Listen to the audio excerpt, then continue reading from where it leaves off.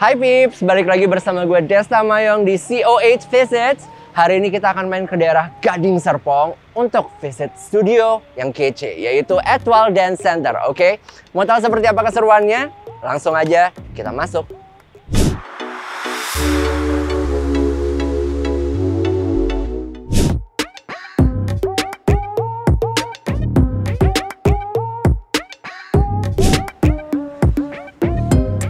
Halo Ko Deddy. Halo Desta, welcome to Apa kabar? Baik, sehat? Sehat. Sehat, oke. Ko Deddy, thank you so much for your time untuk ngizinin kita main ke Etwal Dance Center. Our pleasure. Thank you so much. Dan oke, sebelum nanti aku ikut kelasnya, aku pengen bertanya sedikit soal Etwal. Boleh. Dimulai dari studio tour dulu, oke? Boleh. Nah, tadi tuh aku masuk, awal masuk tuh aku ngeliat ada dua ruangan. Ruangan pertama tuh yang aku tertarik banget adalah sebelah sini kayaknya. Nah, ini tuh ruangan apa sih? Kok bisa tolong dijelaskan atau tidak? Jadi ini tuh display untuk barang-barang yang sebagian tuh kita jual di sini sih. Tapi mostly yang di display di sini tuh cuma sampelnya aja sih. Jadi kurang lebih gambarnya ada di sini, stoknya semua ada di belakang. Semua di sini tuh gambaran yang dijual kecuali set bonekanya yang di atas. Ya, kalau itu ini kesukaan aku. Itu dekoratif, betul. Iya kan? Oke, betul. Tapi memang di sini kebanyakan karena kita dari studio balet awalnya, kebanyakan barangnya itu memang temanya lebih ke warnanya pink, klasik semua. Kalau misalnya di sebelah sini boleh tahu nggak sih Ko ini apa? Di sini sebenarnya basicnya cuma ruang tunggu aja sih. Jadi buat kayak murid yang datang masih nunggu giliran kelasnya, mereka boleh nunggunya di sini. Oh, oke. Actually it's nice. Ruangan tunggunya enak banget, cozy banget. Ada 3 TV. Betul, tapi itu sebenarnya CCTV untuk ngecek kelas di atas. Bukan buat nonton. Bukan. Jadi satu... Yang sementara kita matikan biar fokusnya orang tuanya nggak banyak fokus dulu. Nah, itu dia tuh. Di sebelah sana tuh ada piala-piala banyak banget. Boleh tolong dijelaskan tidak piala apa saja itu? Mungkin yang highlightsnya saja. Boleh sih. Ini semua sebenarnya campuran sih, dari ada yang ballet sama ada yang dari street dance juga. Cuman paling nyampur dan mungkin karena BIDC kali ya. Bandung International Dance Competition itu kan memang staranya tuh juri-juri dari internasional juga. Cuma memang bukan fokus street dance saja, dia ada balletnya juga. Betul. Nah, kebetulan kalau yang tahun-tahun kemarin kita sempat dapet sih untuk yang open age-nya second place. Ini hip hop-nya dapat first place juga buat yang all star-nya, tapi buat yang junior yang anak-anaknya. Terus untuk balletnya kita dapat second place. Nice. Kalau yang terbaru-baru ini karena kan lomba juga baru-baru ada belakangan ini ya, setelah COVID ya. Pandemi ya. Paling anak-anak K-pop kita sih baru di acaranya ID Studio kemarin baru menang. Juara pertama. Keren banget. Nice. Oke, kita boleh next ke ruangan berikutnya? Di sana juga ada changing room sih. Itu buat biasa terutama anak-anak balet sih. Dan mereka datang dari sekolah atau apa harus ganti baju di sini. Nah, mereka bisa pakai tempatnya di sana baru naik kelas ke atas. Berarti bisa efisien waktu juga tuh Pips, ya kan? Baru datang langsung ganti baju, langsung kelas udah ready. Betul. Ya. Oke, nice. Thank you untuk ruangan studio tournya. Kita boleh langsung naik studionya? Boleh, langsung ke lantai 2 aja ya. Let's go. Kita udah sampai di lantai 2. Ini di lantai 2-nya. Betul. Jadi kita studionya kita nomorin. Jadi ada A, B, C, dan D. Nah, yang paling besar itu yang D. Ya, ini studio A. Halo, permisi. Apa kabar? Kita lihat sedikit ya. Nggak apa-apa, lanjutin aja ngajarnya. Lanjutin aja. Ini salah satu guru kita, namanya Miss Beatrice. Miss Beatrice. Nah, dari ini kelas kids-nya kita untuk hip hop. Alright. Thank you. Bye-bye. Itu tadi studio pertamanya. Kapasitasnya kira-kira berapa orang? Yang apa ya? Kapasitasnya kira-kira untuk berapa? Kapasitas ini sebenarnya kalau mau dimaksimalin bisa 8 sama 9. Tapi pasca COVID, kita bikin kayak cuma 5. Sip. Alright. Ini untuk kelas kids tadi. Kelas A, betul. Di sini ada ruangan untuk staff, tapi berantakan jadi terus kita lihat. Nah, di sini tuh toilet kita. Jadi di sini ada buat shower juga kalau mau mandi habis kelas. Mau dilihat ke dalam atau mungkin nanti kita akan lihat ke dalam aja ya. Boleh. Nanti aja. Halo. Ini siapa namanya? Keren kamu.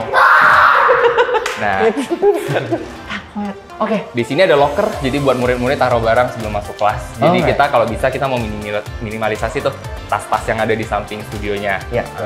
Di sini ada studio kedua, yang studio B. Oke. Wow. Ini untuk kapasitas sendiri kira-kira untuk berapa orang? Ini sebenarnya 12-13 juga masih oke. Oh, oke. Sekarang ya 8 lah. 8 karena pasca pandemi itu ya. Betul. Kalau yang ini tuh sebenarnya studionya yang paling hip hop nih. Kita ada graffiti-nya. Untuk kapasitas studio C ini kira-kira kurang lebih mirip sebenarnya. Kalau dimaksimalin bisa 13-an. Cuman pasca Covid ya kita taruh di 9-10 maksimal sih. Tapi sebenarnya sangat spesies sekali untuk 8 orang ya, bahkan bisa lebih dari 13. Malah sebenarnya kalau studio yang ini kalau kalian perhatiin di atasnya, itu ada pool ya. Nice. Terus kalau tadi sana toilet cowok, di sini toilet buat cewek. Oke. Sama kita lengkap di sini ada showernya juga kalau mau mandi. Oke, sip. Fasilitasnya komplit. Next kita berarti naik ke lantai 3. Lantai 3, oke. Oke, kita udah sampai di lantai 3. Ada apa aja nih? Kalau lantai 3 tuh cuman ada satu tuh gudang di sini. Ini kita ada storage room. Ini isinya tuh kayak properti buat dance, semacam apapun itu. Dan kalau kalian perhatiin tuh depan Etoile tuh ada display case tadi. Iya. Nah itu dulu kita ganti tuh, ada temanya. Setiap Natal kita ganti, nah itu kita simpannya semua di sini. Oh, nice. Ada yang buat Halloween juga, pumpkin. Betul, yes. Oke. Alright. Di sini campur aduk semuanya. Kita bahkan di sana kayak ada pintu yang dulu dipakai buat pagelaran. Oh ya, I see. Oke, kita boleh ke itu apa sih deh? Oh berarti itu studio terakhirnya? Ini studio terakhirnya, ini studio paling besar kita. Oke. Jadi ini kelas K-popnya kita. Nggak bisa bohongnya di mana-mana. K-pop selalu paling rame. Untuk kapasitasnya sendiri, ini yang mana? Yang mananya D-nya? Iya, yang D. Ini kapasitas paling besar ya. Berapa orang? Kalau sebelum COVID kita bikin workshop atau open class itu sebenarnya bisa nyampe 45-an. Oke.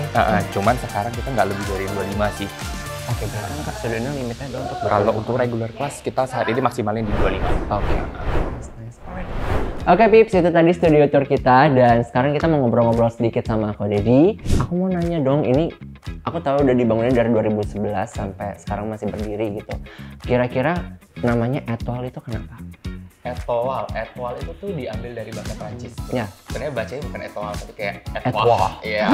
Itu artinya tuh bintang. Oh, oke. Nah, jadi memang kebetulan Etoile sendiri sebenarnya kita udah sempat branding logo. Oke. Dulu kita logonya itu lebih kayak balerina. Nah, kalau di balerina itu kan ada yang kayak namanya Etoile, which is kayak the star dancer gitu. Ya. Nah, jadi dulu tuh filosofinya with passion with star. Jadi kayak tujuannya biar anak-anak itu terang seterang bintang gitu.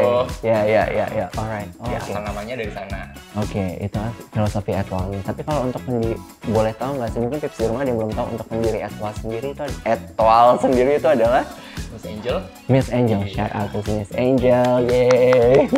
Untuk studionya itu kira-kira berapa kalau untuk disewa? Kalau studionya tadi kan ada 3 tuh yang di lantai 2, semua sama sih, rate-nya di 250.000 per jam. Kalau yang di atas yang paling besar itu 450.000 per jam. Dengan fasilitas? Semuanya itu kalau ada kayak di atas lightingnya biasa pinjam gitu masih bisa. Oh gitu, berarti udah sama lighting dan segala macamnya. Alright. Nah, kalau mau tahu schedule dari Etoile ini, kita bisa ngecek di mana? Ceknya kita bisa langsung cek dari Linktree di Instagram, itu bisa diarahkan ke adminnya. Oke. Karena jadwal kita kadang-kadang masih berubah juga sesuai kelasnya. Alright. Tapi base-nya itu kita ada 6 kelas di sini. Yang ada ballet, jazz, koreografi, pop, lady, sama K-pop. Nah itu rata-rata kalau paling banyak sih kelasnya ballet ya. Yang lainnya rata-rata ada 1 atau 2 per minggu. Oke. Nah untuk rate harganya sendiri, untuk kelasnya per kelasnya kira-kira dikenakan berapa?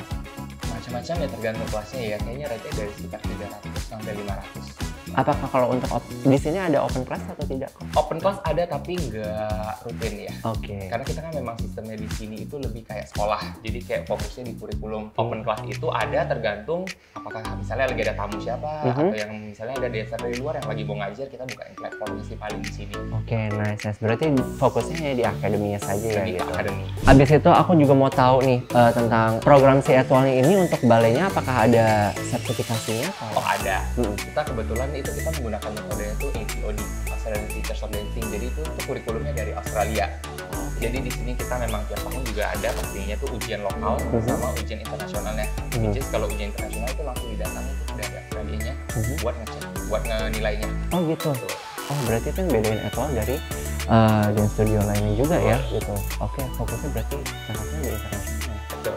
Nice. Okay. Kok Dedi, thank you so much untuk waktunya. Aku minta izin untuk ikut kelasnya Mahdi. Enjoy the class. K-pop. Alright, gitu. Oke, Pips, stay tuned with me, Desta Mayong on CO8 Visits, dan langsung aja kita ikut kelasnya Mahdi. Alright, let's go. Thank you.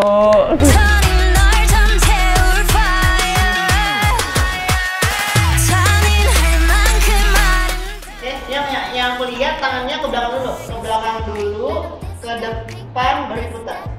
Ini bisa. Oke. And maju. Koreonya sih mungkin nggak terlalu susah, nggak terlalu gampang ya. Abis itu ada beberapa part basic waking dan mereka tuh menikmati semua sih. Ya. Jadi pas udah gerakan ini udah di bawah, kita iya. Ya.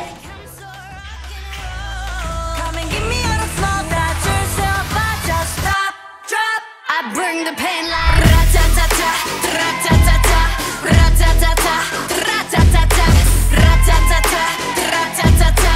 Straight to your bone like ratatata, ratatata, ratatata, ratatata, ratatata, ratatata.